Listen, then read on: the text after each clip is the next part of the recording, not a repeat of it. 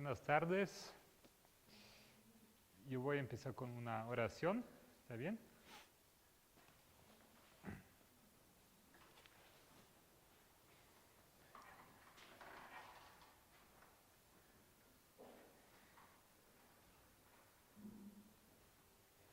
Padre Celestial, queremos agradecerte otra vez que estamos aquí reunidos esta tarde para que podamos estudiar tu palabra y te pedimos que estés presente con tus santos ángeles para que nos ayudes, que nada nos distrae del mensaje, y también te pido que abres los corazones con tu Santo Espíritu de cada uno y que no sea yo que esté hablando aquí, sino tú, que yo hable todo según tu voluntad, Señor. Así te pido en nombre de Jesús. Amén.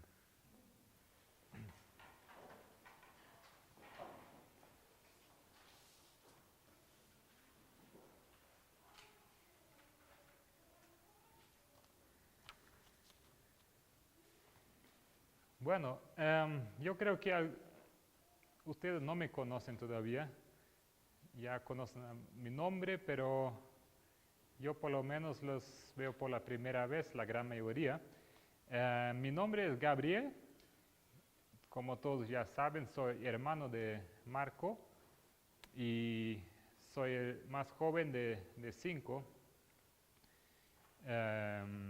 Yo actualmente vivo en Brasil, ya hace unos años, casi 10 años, y vivo en Brasil. He estudiado en Brasil, soy fisioterapeuta y actualmente acabo de volver de los Estados Unidos. He viajado bastante, por eso estoy un poco cansado todavía de mucho viaje, de Estados Unidos a Brasil, Brasil a Bolivia, Santa Cruz, Cochabamba. Ha sido bastante viaje, pero estoy muy alegre que estoy aquí con ustedes para poder compartir un poco de estudio bíblico, de unos estudios que son muy importantes, que son muy importantes y al mismo tiempo simples para acompañar. Yo he nacido en Alemania, así español no es mi primer idioma, es en realidad el tercer idioma que he aprendido. No crecí con ese idioma, pero creo que ustedes me entienden. Si no, levanten la mano nomás y lo voy a repetir, ¿ya? Ok, nosotros vamos a estudiar esta tarde sobre Moisés. Como mi hermano ya mencionó, vamos a estudiar sobre la repetición en la historia, sobre las líneas de reforma, lo que también llamamos de líneas de reforma o el patrón profético. Es algo que es un estudio muy visual, por eso vamos a utilizar este cuadro aquí, porque vamos a dibujar esto en estas líneas, porque es algo que se entiende mejor si aún lo dibujas, lo diseñas. Y yo tengo una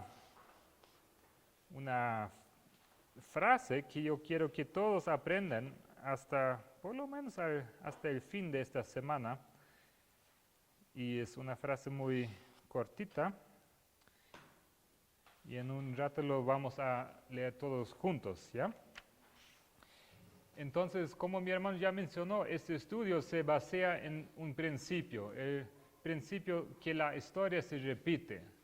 Es algo que necesitamos entender, es algo que Dios ha establecido. Así es, la historia se repite y eso nos da una ventaja. Nosotros podemos saber lo que va a ocurrir, ¿no es cierto? Si tú sabes que ocurrió así en el pasado y otra vez se repitió, sabemos lo que va a ocurrir por siguiente, ¿no es cierto? Así en teoría, pero lo vamos a demostrar que esto realmente ocurre en toda la Biblia y en nuestro tiempo también, ¿ya? Esto es el propósito de este estudio, para que ustedes entiendan cómo y de qué manera se repite la historia. Y no es de forma aleatoria, sino Dios es un Dios de orden, es de una manera muy exacta y muy precisa, y tenemos siempre la misma secuencia de los eventos. Voy a leer algunos textos para ustedes y ustedes me acompañen porque todavía no tenemos listo las presentaciones o no los tenemos impresos. Dice así en CS, conflicto de los siglos, sí. Dice así: la obra de Dios en la tierra presenta siglo tras siglo sorprendente analogía en cada gran movimiento de reforma o religioso. A ver, voy a repetir otra vez. La obra de Dios en la tierra presenta siglo tras siglo sorprendente analogía. ¿Qué es analogía? ¿Qué es una analogía? Otra palabra, ayúdame. Una similitud, ¿no es cierto? Algo que es muy parecido, ¿ya? La obra de Dios en la tierra presenta siglo tras siglo sorprendente analogía o similitud en cada gran movimiento de reforma o religioso. Cuando yo leí por la primera vez, yo pensé, yo alemán conozco un reformador muy conocido, es el Martín Lutero, ¿no es cierto? Todos ya han escuchado en algún momento. Pero dice ella, en cada movimiento de reforma, o sea, hay más que uno, hay varios, ¿no es cierto? ¿Ustedes se recuerdan de otro movimiento de reforma en la historia? Tal vez de la Biblia. Vamos a conocer algunos esta semana. Él le deja claro que en todos los movimientos de reforma hay una similitud. Sorprendente. Los principios que rigen el trato de Dios con los hombres son siempre los mismos. Los movimientos importantes de hogaño concuerdan con los de antaño, y la experiencia de la Iglesia en tiempos que fueran encierra lecciones de gran valor para los nuestros. O sea, es muy importante que entendamos el pasado, porque tiene lecciones para nuestro tiempo.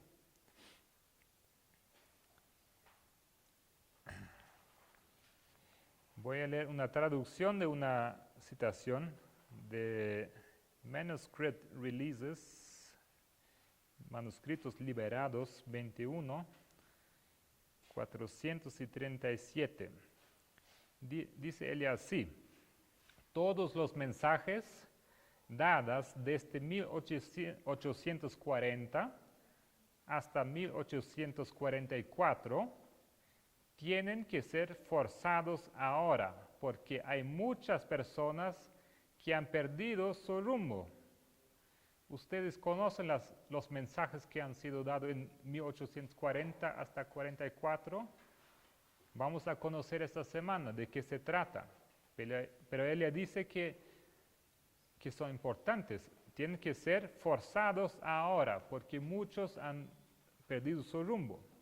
Los mensajes son para ir a todas las iglesias, son para nosotros.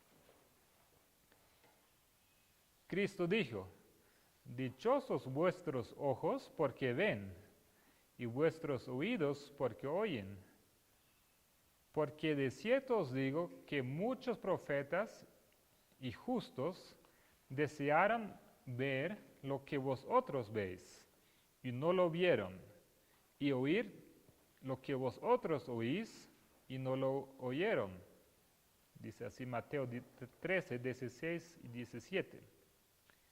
Ahí él agrega: dichosos los ojos que vieron las cosas que se veían en 1843 y 1844. O sea, lo que ocurrió en este periodo es muy importante y ustedes van a aprender bastante sobre esos asuntos en esta semana. Es como un deber de cada uno entender esas cosas. Es básico para los adventistas porque esto es su propia historia. Es nuestra historia que debemos entender en detalle. Otro texto de Conflicto de los Siglos, página 596, dice así: el ángel que une su voz a la proclamación del tercer mensaje, alumbrará toda la tierra con su gloria. Así se predice una obra de extensión universal y de poder extraordinario. El movimiento adventista de 1840 a 1844 fue una manifestación gloriosa del poder divino. Es una cosa donde Dios se manifestó en la historia. O sea, es un movimiento de reforma. Es uno de muchos que hay. El mensaje del primer ángel fue llevado a todas las estaciones misioneras de la tierra y en algunos países se distinguió por el mayor interés religioso que se haya visto en país cualquiera desde el tiempo de la Reforma del siglo XVI. Pero todo esto será superado por el poderoso movimiento que ha de desarrollarse bajo la proclamación de la última amonestación del tercer ángel. O sea, nosotros estamos esperando un movimiento de reforma mucho más poderoso de lo que hemos visto en los años pasados. Lo que ha de venir es mucho mayor, dice ella. Vamos a abrir juntos Apocalipsis 14,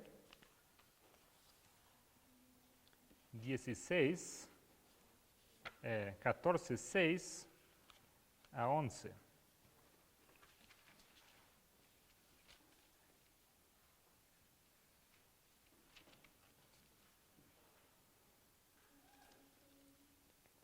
Apocalipsis 14, 6 a 11 dice así.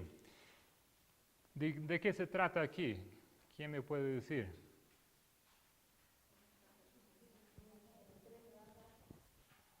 Así es.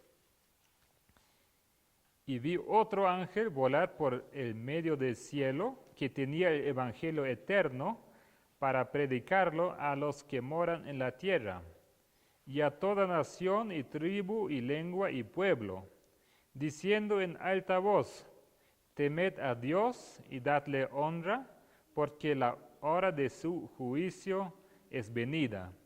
Y adorad a aquel que ha hecho el cielo y la tierra, y el mar y las fuentes de las aguas.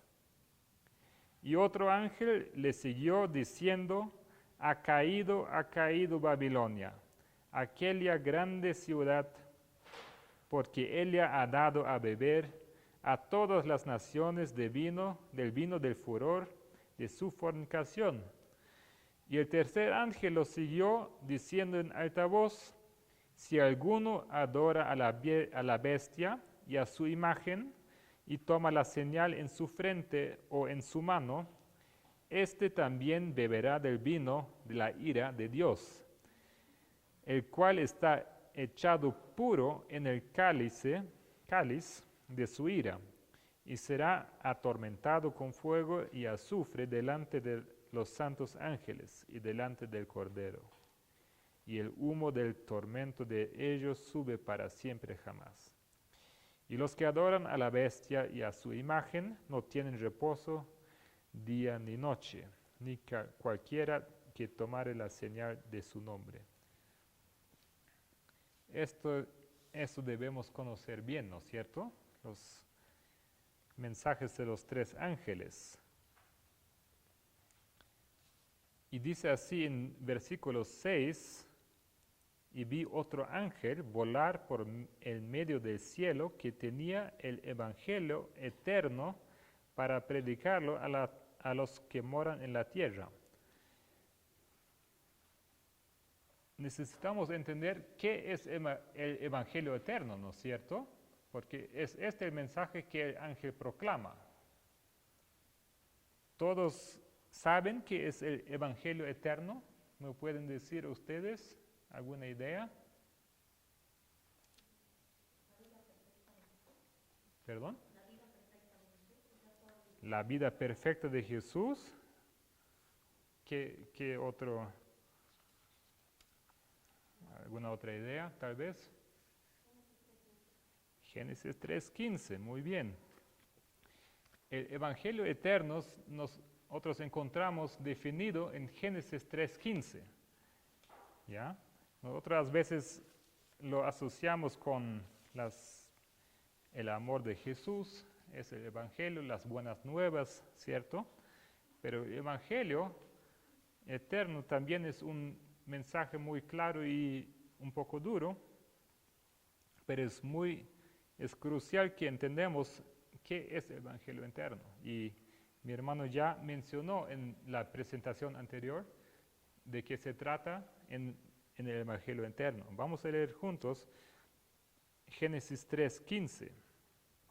Dice así: y enemistad pondré entre ti y la mujer, y entre tu simiente y la simiente suya. Esta te herirá en la cabeza, y tú le herirás en el calcañar. Entre ti, ¿de quién está hablando? La serpiente, Satanás, y la mujer. ¿Qué representa una mujer en la Biblia, en profecía? La iglesia de Dios, ¿no es cierto? O sea, hay una enemistad eterna entre dos grupos. Y no hay tercer grupo, hay solo dos. Es enemistad entre la simiente de la mujer y la simiente de Satanás. ¿Todos entienden? Es un concepto simple, pero muy importante, porque esto nos responde muchas preguntas. A veces nos queremos encontrar un compromiso, un camino por el medio, pero aquí entendemos que no hay tres, hay solo dos grupos: o eres de Dios o no eres. Si tú no eres de Dios, ¿de quién eres? Y la frase que quería aprender con ustedes, que todos tienen para anotar, una caneta y una hoja, es una definición del Evangelio eterno. No es inspirada, no es de la Biblia, pero ella describe de forma muy clara y simple de qué se trata en el Evangelio eterno. ¿Ya? Ustedes entonces anoten junto, yo voy a leer despacio, voy a repetir, voy a leer todo de una vez y después lo repito. ¿Ya? Dice así: el Evangelio eterno es la obra de Cristo de desarrollar y luego demostrar dos clases de adoradores basado en la introducción de un mensaje profético de prueba que consiste en 3 pasos. Ok, voy a repetir. Y esa frase todos van a aprender hasta el fin de esta semana. Ok. El Evangelio eterno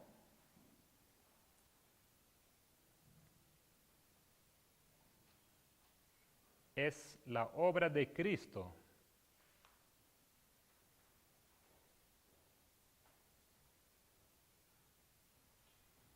de desarrollar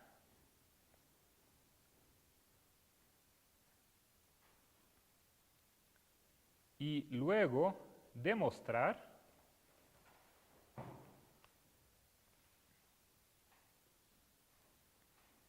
dos clases de adoradores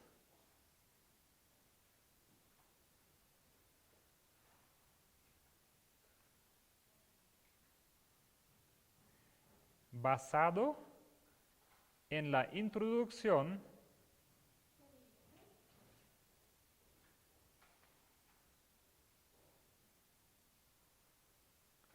de un mensaje profético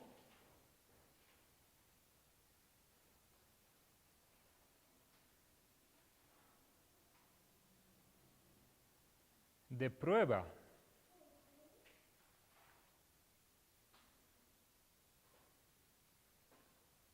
que consiste en 3 pasos.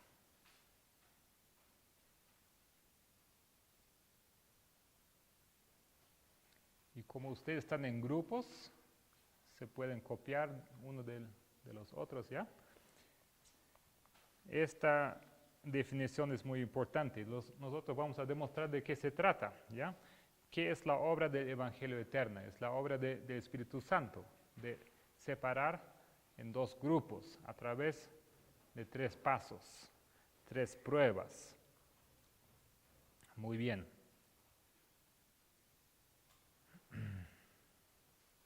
Ok, vamos a empezar entonces con la historia de Moisés. Creo que todos conocen más o menos bien la historia de Moisés, ¿no es cierto? Y por eso es un buen ejemplo que podemos utilizar para aprendernos sobre la obra del Evangelio. Una reforma, un movimiento de reforma se hace necesario cuando el pueblo de Dios se aparte de sus caminos, ¿no es cierto? Cuando se ha alejado mucho de lo que Dios quiere que sea, ¿no es cierto? Ustedes conocen en la Biblia las historias de Israel, siempre ellos vuelven a alejarse de Dios, ¿no es cierto? Están adorando a otros dioses, están haciendo cosas que no debían, se están mezclando con pueblos que no debían mezclarse, están haciendo guerras que Dios no les ha enviado, ¿no es cierto? ¿Ustedes conocen esas historias? Tenemos muchos relatos de historias así, que el pueblo de Dios, en vez de obedecer, se sigue sus propios caminos. Y siempre cuando esto ocurre, Dios envía a sus profetas y les advierte. Dice, así ustedes no deben continuar, no pueden continuar así. Pero el pueblo de Dios vuelve a hacer los mismos errores, vez tras vez. Y hasta que llega el momento, el punto que ya no hay otro modo, necesita una reforma radical que otra vez separa su pueblo en 2 grupos, los que le quieren seguir, los que no quieren saber. Y siempre al final de esta reforma hay 2 grupos. Y no hay cómo entrar después, porque ya ha pasado prueba tras prueba, ya ha pasado una reforma. Este movimiento de reforma siempre empieza en un tiempo del fin.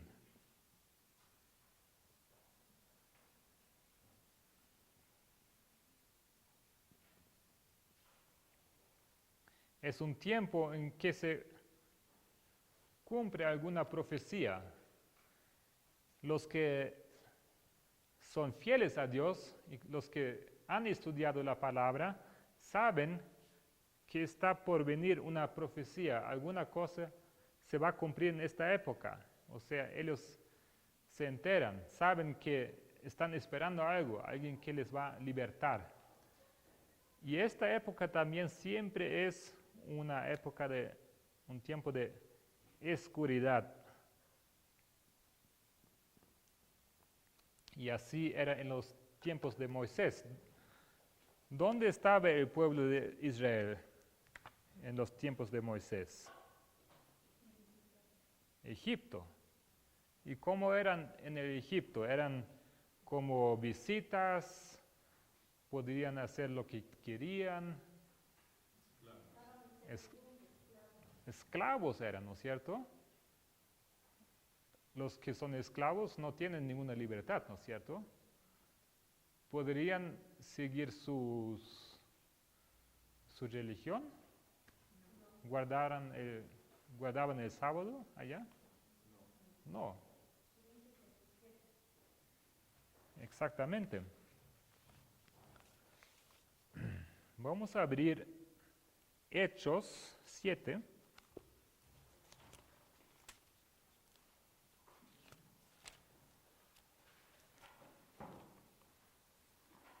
Versículos 6 y 7.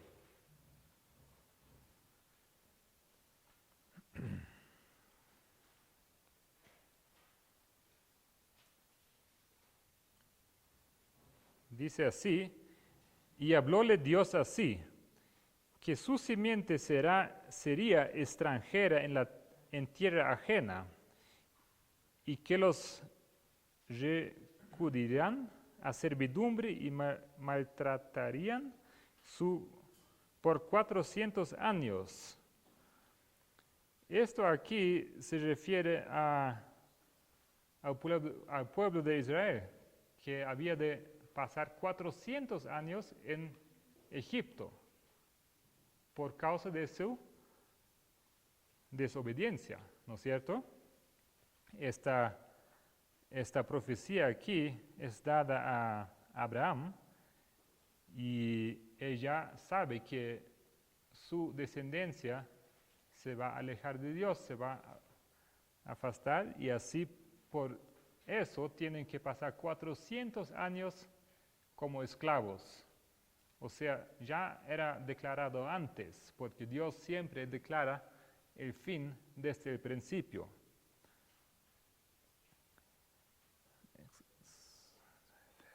Vamos a abrir Éxodo 12.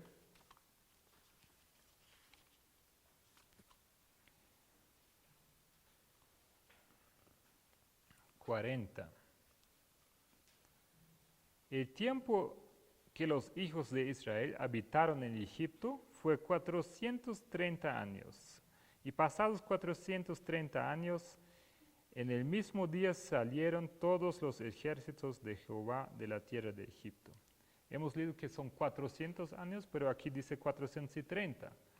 No se dejan confundir con esto porque se trata de la misma profecía, pero de dos detalles del mismo periodo, ¿ya? Pero aquí se refiere al tiempo que Israel tuviera que pasar en Egipto como consecuencia de su desobediencia. Dice así en Espíritu de Profecía, tomo 4, página 190.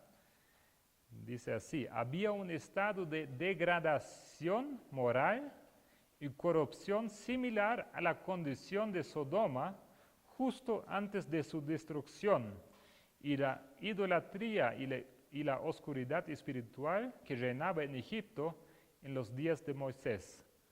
O sea, aquí vemos que Israel, cuando estaba en Egipto, realmente estaba en una condición muy oscura. Se compara aquí con Sodoma y Egipto y Gomorra, ¿no es cierto? Dice que aquí que la degradación moral y corrupción similar a la condición de Sodoma justo antes de su destrucción. O sea, era terrible en Egipto. No podían de manera alguna podrían seguir su fe, ¿no es cierto? O sea, siempre al comienzo de un movimiento de reforma tenemos un tiempo de tinieblas, de oscuridad. Y se cumple aquí una profecía. En este caso, ¿cuál profecía se cumple? ¿Cuántos años? 400 años, ¿no es cierto? Muy bien.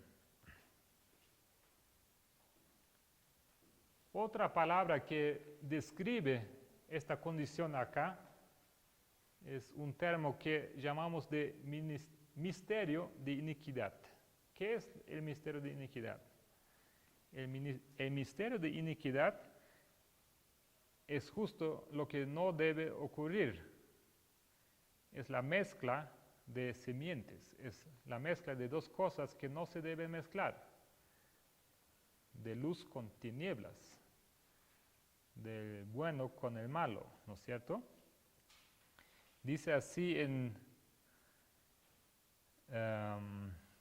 Cristo Triunfante, página 111, el Señor permitió que el pueblo de Israel fuera cautivo a Egipto porque no anduvieron en sus sendas.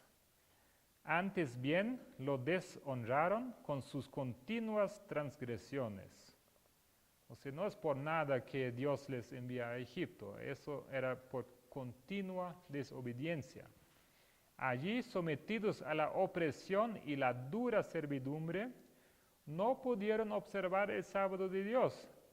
Por su prolongada relación con una nación idólatra, confundieron y corrompieron sus creencias. La asociación con los impios y los incrédulos ha de ejercer la misma influencia en quienes creen la verdad presente, a menos que mantengan al Señor siempre ante de ellos, para que su espíritu sea su escudo protector. O sea, lo mismo con nosotros. Si nosotros nos mezclamos con el mundo, no tenemos cómo continuar en los caminos del Señor, ¿no es cierto? Son dos cosas que no se deben mezclar. Esto es el misterio de iniquidad. Las dos, la mezcla de la simiente de la mujer y de la serpiente. Muy bien. Vamos a leer Génesis 50.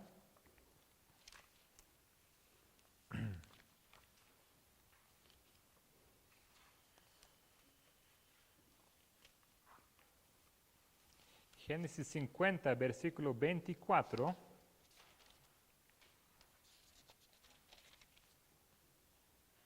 Y 25. Dice así, en Génesis 50, 24 y 25. Y José dijo a sus hermanos, ¿todos se acuerdan de la historia de José? Que sus hermanos lo habían vendido a una caravana, ¿no es cierto? ¿Se acuerdan, ya? Y aquí José dijo a sus hermanos, yo me muero, mas Dios ciertamente os visitará y os hará subir de aquesta tierra a la tierra que juró a Abraham, a Isaac y Jacob. Y conjuró José a los hijos de Israel, diciendo, Dios ciertamente os visitará y haréis llevar de aquí mis huesos. O sea, José ya se da cuenta que está por llegar este tiempo, el fin de estos 400 años. Él anuncia, dice que dentro de poco va a ocurrir lo que ustedes saben, ¿ya?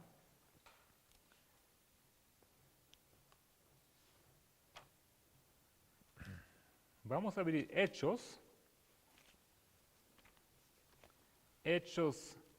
7.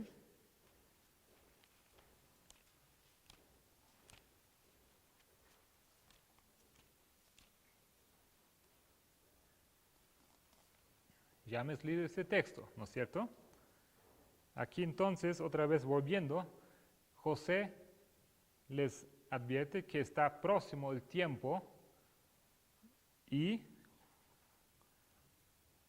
¿qué sabía José? Él sabía que este tiempo era de 400 años. 400 años de servidumbre y de maltratación, ¿no es cierto? O sea, este tiempo, algunos pocos estaban esperando la llegada de este tiempo. Vamos a ver que no todos se recordaban de ese tiempo, solo algunos, los que conocían a la profecía. Dice en Patriarcas y Profetas 248, mientras este decreto estaba en vigencia, les nació un hijo a Amram y Jocabet, israelitas devotos de la tribu de Leví. El niño era hermoso, y los padres, creyendo que el tiempo de la liberación de Israel se acercaba y que Dios iba a suscitar un libertador para su pueblo, decidieron que el niño no fuera sacrificado. La fe en Dios fortaleció sus corazones y no temieron el mandamiento del rey. ¿De qué historia se trata aquí? ¿Quién se acuerda? Ya hemos escuchado en la mañana. El faraón había lanzado un decreto, ¿no es cierto? Todos los hijos varones iban a ser muertos, ¿no es cierto? Y, o sea, José sabía que estaba casi cumpliendo esta profecía aquí. ¿Quién más estaba esperando el fin de este periodo, de los 400 años? Dice aquí, los padres, creyendo que el tiempo de la libertación de Israel se acercaba. ¿Los padres de quién? ¿De quién está hablando aquí? De Moisés. Exactamente, los padres de Moisés sabían también, ellos estaban esperando el tiempo de libertación. Ellos sabían que Dios iba a mandar un libertador.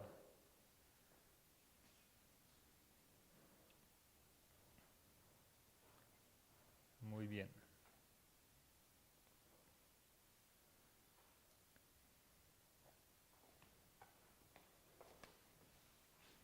Tiempo del fin, oscuridad y el fin de una profecía. Aquí entonces tenemos un aumento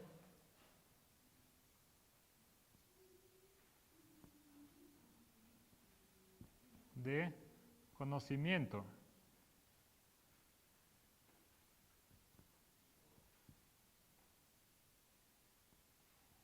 ¿Correcto? Así, conocimiento.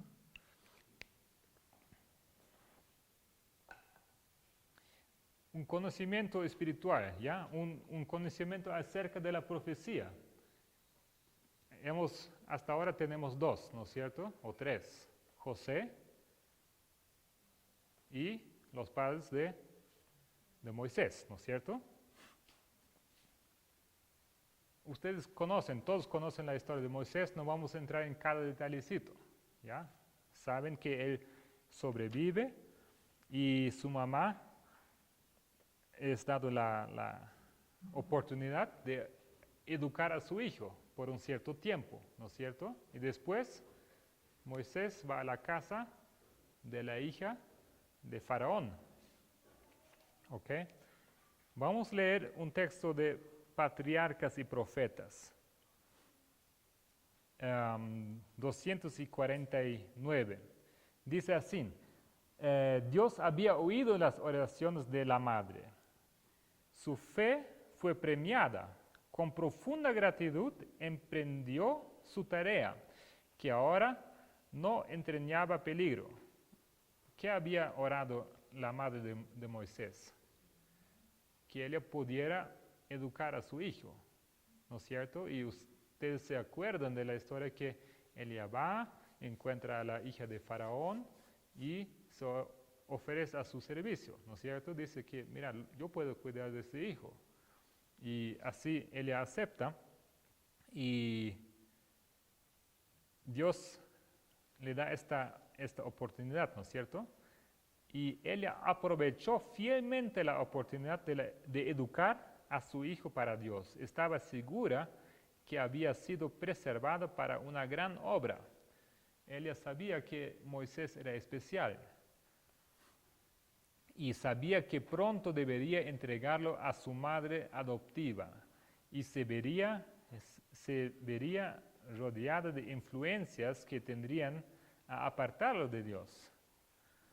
O sea, este tiempo cortito que ella tenía era muy precioso. Y ella quería hacer todo para preparar a su hijo Moisés, porque luego él iba a crecer en la casa de Faraón. Y hemos leído cómo era el tiempo, este tiempo en Egipto, ¿no es cierto? Era igual a Sodoma. Todo esto la hizo más diligente y cuidadosa en su instrucción que en la de sus otros hijos. Trató de inculcarle la reverencia a Dios y el amor a la verdad y a la justicia, y oró fervorosamente que fuese preservado de toda influencia corruptora.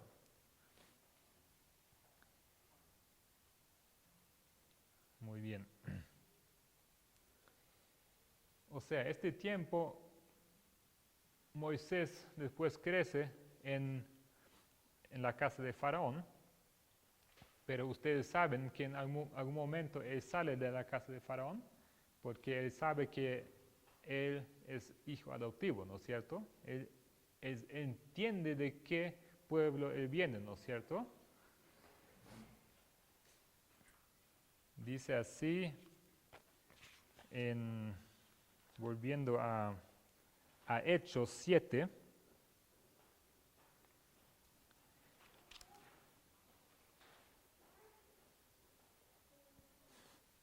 Hechos 7, 23 a 25 dice, hablando de Moisés, o podemos empezar un poco antes, en 17. Mas como se acercaba el tiempo de la promesa, la cual Dios había jurado a Abraham, el pueblo creció y multiplicóse en Egipto, hasta que se levantó otro rey en Egipto que no conocía a José. O sea, en este tiempo ya no es el faraón que había prometido la protección del pueblo de José, ¿no es cierto? Ya es otro rey. Usando de astucia con nuestro linaje, maltrató a nuestros padres a fin de que se pusieran a peligro de muerte de sus niños, para que cesase la generación.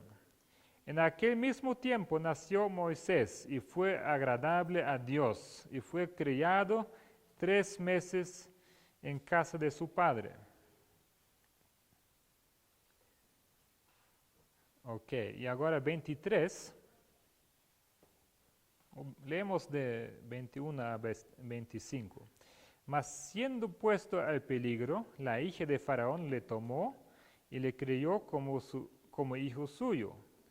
Y fue enseñado Moisés en toda la sabiduría de los egipcios, y era poderoso en sus dichos y hechos. O sea, Moisés pasó por toda la educación en la casa de Faraón.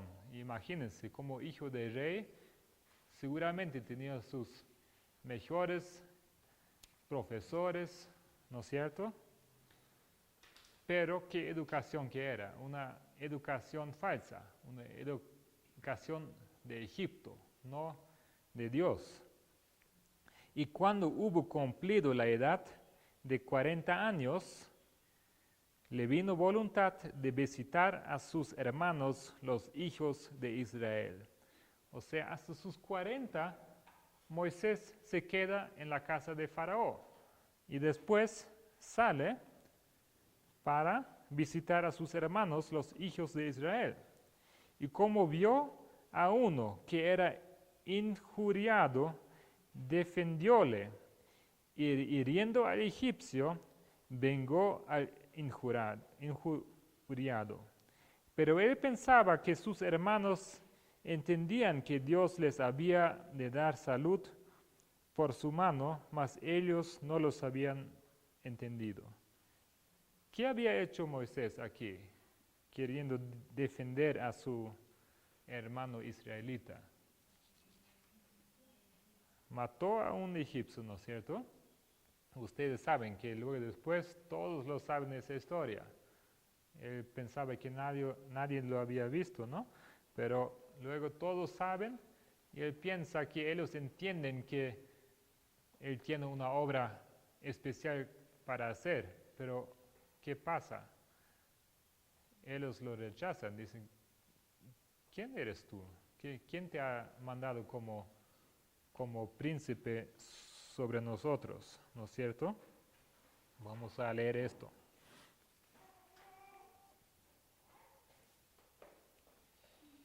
Ok.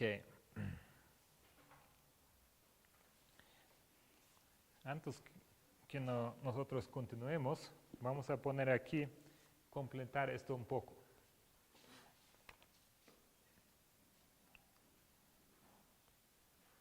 Esto aquí entonces eran los 400 años, ¿ya? Y aquí voy a poner nacimiento.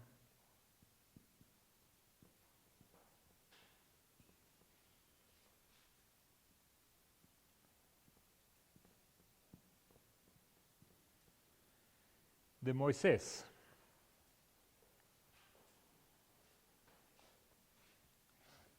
Esto aquí, ustedes van a ver más para adelante, lo vamos a poner como el primer mensaje angélico. Y ustedes van a entender mejor por qué seguimos esta secuencia. Pero aquí se trata de esta secuencia de 3 pasos que hemos mencionado, ¿no es cierto?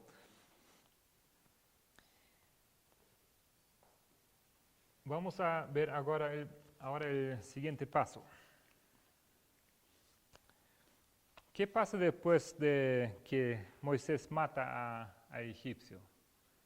Él tiene que huir a otra tierra, ¿no es cierto? A Madián.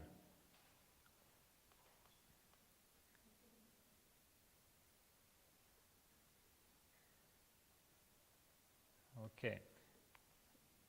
Una cosa quería mencionar. Mata entonces Moisés al egipcio, pero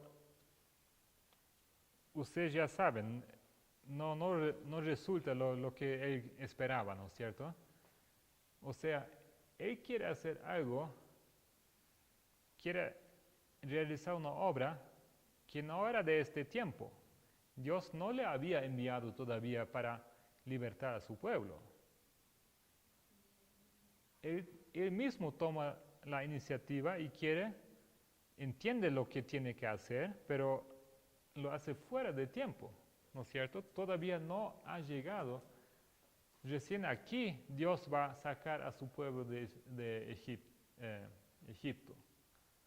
Él piensa que con su propia fuerza puede hacer algo que recién aquí se realiza, ¿no es cierto? Voy a leer un texto, no voy a leer todo, pero otra vez de Patriarcas y Profetas, 225, dice, al dar muerte al egipcio, Moisés había caído en el mismo error que cometieron muchas veces sus antepasados, es decir, había intentado realizar por sí mismo lo que Dios había prometido hacer. Eso es algo muy importante, porque vamos a ver que esto se repite. Nosotros a veces entendemos que tenemos que hacer algo y nosotros tomamos la iniciativa, pero está fuera de tiempo. Queremos realizar una obra que no se debe realizar en este tiempo todavía. ¿Ya? Dios no se proponía libertar a su pueblo mediante de la guerra, como pensó Moisés, porque como había sido instruido Moisés como hijo de Faraón, seguramente aprendió todo sobre guerra, sobre la vida militar, y entendía el poder de un líder militar, ¿no es cierto? Entonces él pensó, mira, lo voy a agarrar esta fuerza y voy a liderar mi pueblo en guerra y vamos a salir del Egipto. Pero no era este el plan de Dios. Dios no se proponía libertar a su pueblo mediante la guerra, como pensó Moisés, sino por medio de su gran poder, para que la gloria fuera atribuida únicamente a Él, a Dios. No obstante, aunque este acto apresurado se valió el Señor para cumplir, no obstante, aún de este acto apresurado, se valió el Señor para cumplir sus propósitos. Moisés no estaba preparado para su gran obra. Había pasado 40 años con los egipcios, o sea, estaba con una educación de los egipcios en su cabeza. No estaba preparado todavía.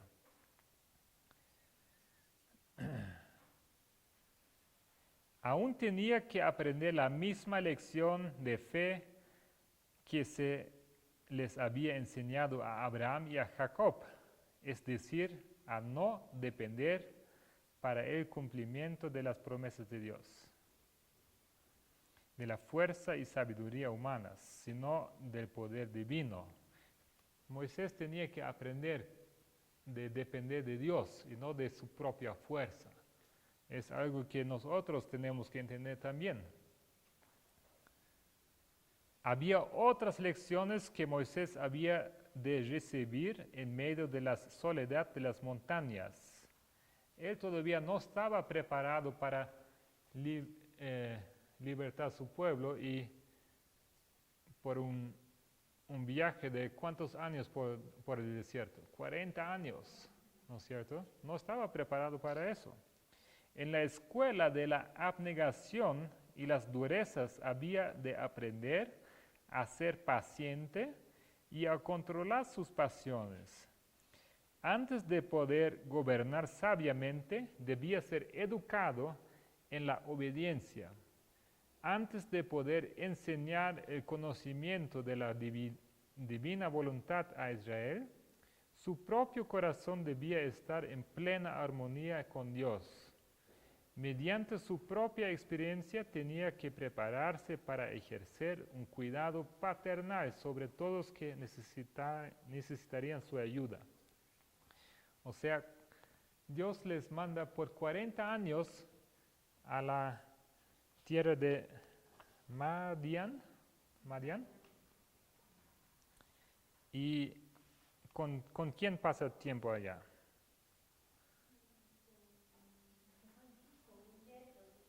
Yetro, su suegro, exactamente.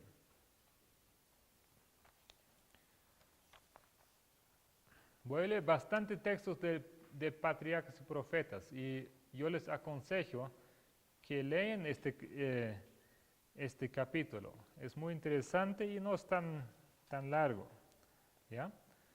Aquí este texto es muy importante para que entiendan lo que Moisés necesitaba aprender, porque esto vale tanto como para Moisés como para nosotros también, ¿ya? ¿Qué es Egipto en términos proféticos? ¿Qué piensan ustedes? A ver, de este lado, alguien. ¿Qué es Egipto en profecía?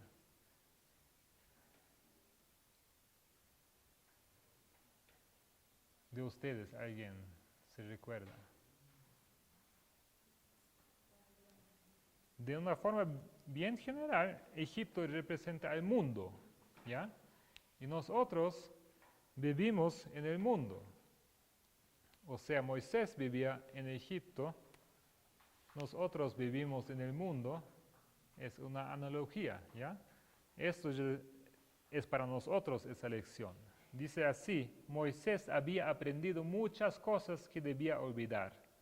¿Cuándo? En su educación en la casa de Faraón, 40 años, ¿no es cierto? Había aprendido muchas cosas que debía olvidar. Las influencias que le habían rodeado en Egipto, el amor de su madre adoptiva, su propia elevada posición como nieto del rey, el libertinaje que reinaba por doquiera, el refinamiento, la sutileza y el misticismo de una falsa religión, el esplendor del culto idólatra, la solemne grandeza de la arquitectura y de la escultura.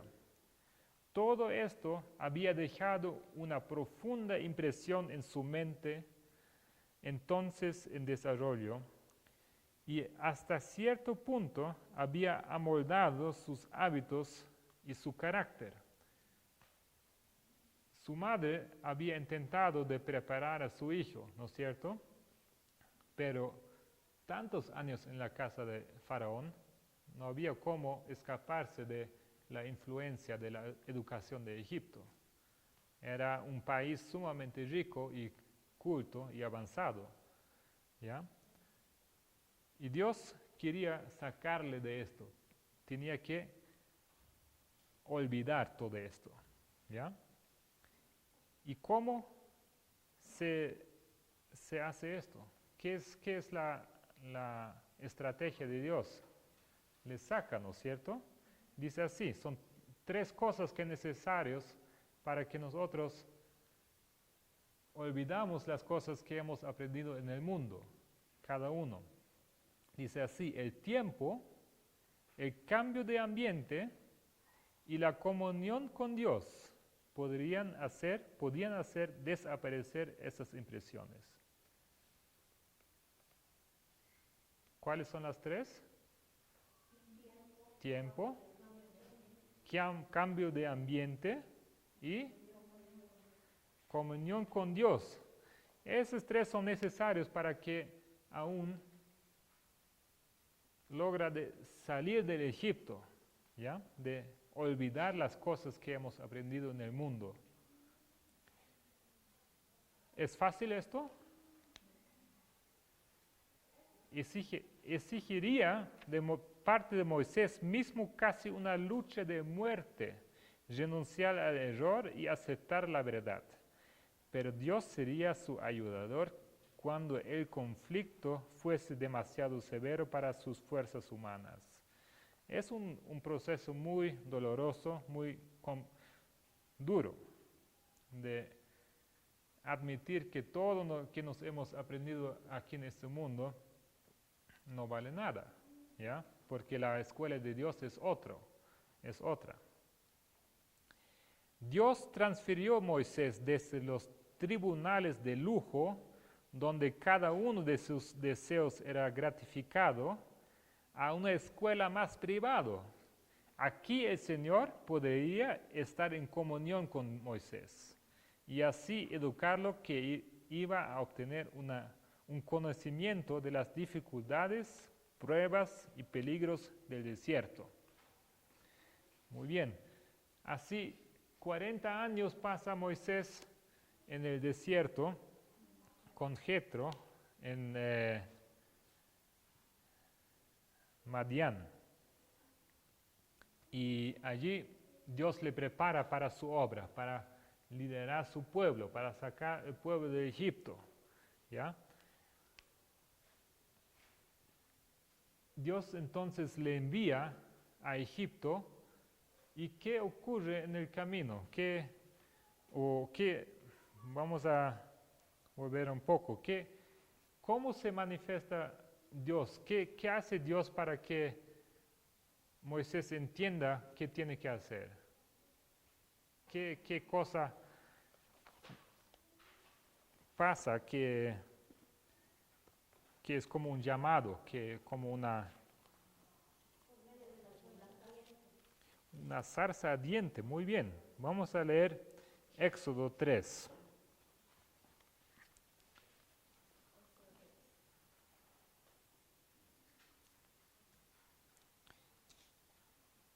Uno a 4, dice así: y apacentando Moisés las ovejas de Jetro, su suegro, sacerdote de Madián, llevó las ovejas detrás del desierto y vino a Horeb, monte de Dios. Y aparecióle el ángel de Jehová en una llama de fuego en medio de una zarza.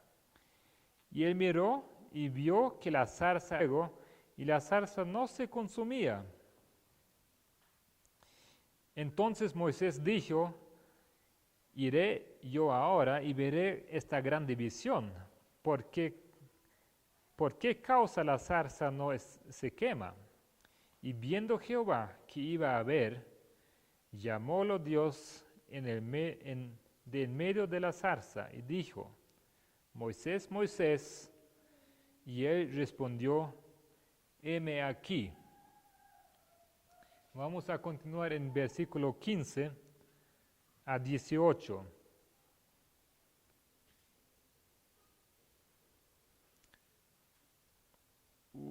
Antes que leemos esto, 5, ¿ya? Dice así, heme aquí. Y dijo, no te llegues acá, quita tus zapatos de tus pies, porque el lugar en que tú estás, tierra santa es. Eso es muy importante, como vamos a estudiar otras líneas de reforma de nuestro tiempo, lo que pasa aquí, este tiempo, este mensaje, este momento en la historia, ¿cómo es descrito en la historia de Moisés? Como tierra santa.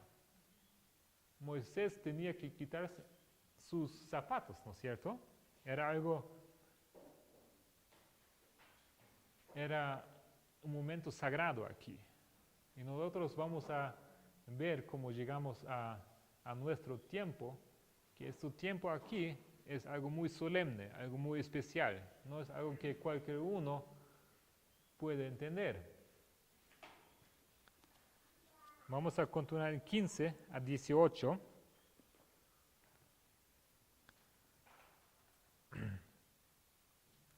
Y dijo más Dios a Moisés, así dirás a los hijos de Israel, Jehová, el Dios de vuestros padres, el Dios de Abraham, Dios de Isaac y Dios de Jacob, me ha enviado a vosotros. Ahora sí, Dios les envía, ¿no es cierto? No como antes, como él quería hacer de su propia fuerza. Ahora sí, Dios le envía con sus credenciales, ¿no es cierto? Este es mi nombre para siempre, este es mi memorial por todos los siglos. Ve y junta los ancianos de Israel y diles, Jehová, el Dios de vuestros padres, el Dios de Abraham, de Isaac y de Jacob, me apareció diciendo, de cierto os he visitado y visto lo que os hace en Egipto. Y he dicho, yo os sacaré de la aflicción de Egipto a la tierra del Cananeo, y del Eteo, y del Amorreo, y del Fereceo, y del Heveo, y del Jebuseo, a una tierra que fluye leche y miel. Y oirán tu voz, y irás tú, y los ancianos de Israel al rey de Egipto, y le diréis, Jehová, el Dios de los hebreos, nos ha encontrado, por tanto nosotros iremos ahora camino de 3 días por el desierto, para que sacrifiquemos a Jehová nuestro Dios. Ahora sí, Moisés tiene una misión. Ahora sí tiene un mensaje, no como antes. Ahora sí ha sido preparado por 40 años.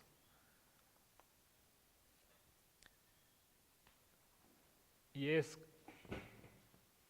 este mensaje del primer ángel que aquí sí recibe poder. ¿Ya? Vamos a poner esto aquí.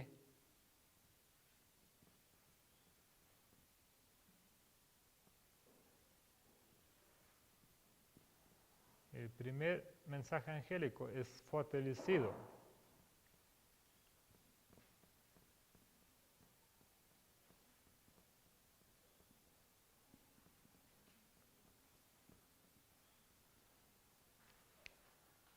Muy bien.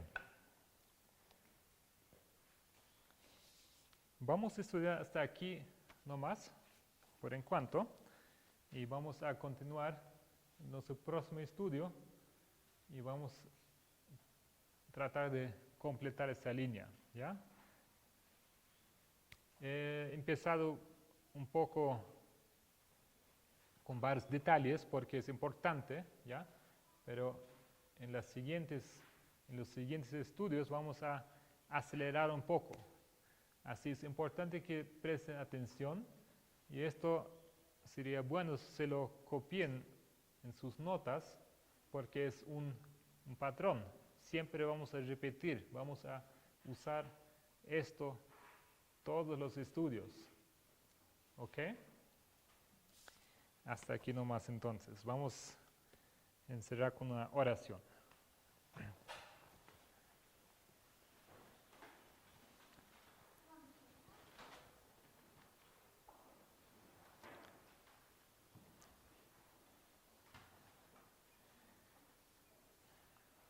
Padre nuestro, queremos agradecer otra vez por las horas preciosas que tenemos, horas en paz, horas que podemos estudiar tu palabra.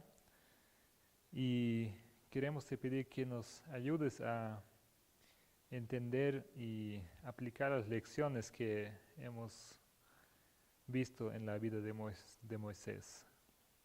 Ayude cada uno a entender que es importante que salimos de nuestra condición de nuestra vida en el mundo y que entendamos que se lleva un tiempo que tú nos quieres preparar. Así te pido en nombre de Jesús. Amén.